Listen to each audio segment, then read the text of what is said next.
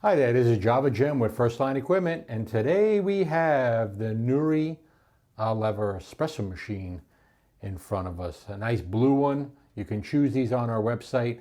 And today we're going to go over, because a customer who purchased one, and we sold a good bunch of these, was complaining there was too much water coming out of the steam wand. And a couple things, there's always going to be some type of residual built up. Especially after steaming, you may get some residual built up condensation in this pipe after the valve. But also, upon my investigation, and I didn't pick up this little thing, and I call it little because not every customer who has mentioned this, and like I said, we sold a bunch of these, but this one customer said there's excessive buildup.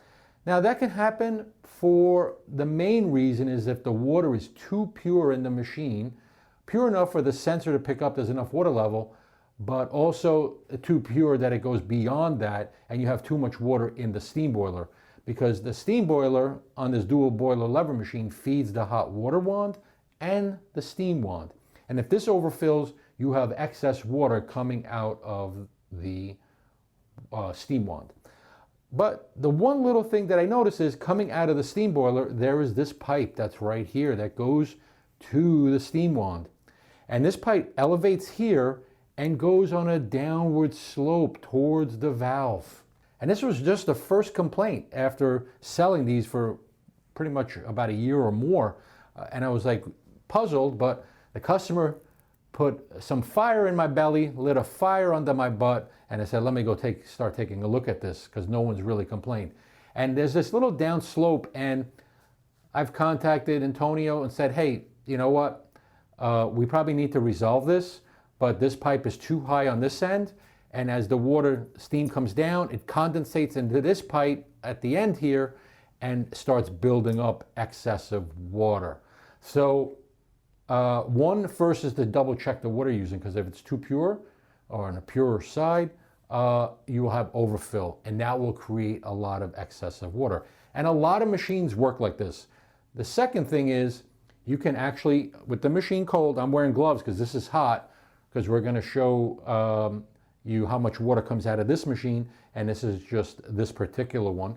But you could take this pipe and just rest your hands here and slightly bend this pipe upwards from this edge.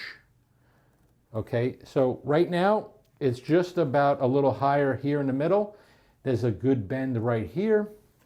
And you don't want to bend it too fast and too hard, because you can snap the pipe here.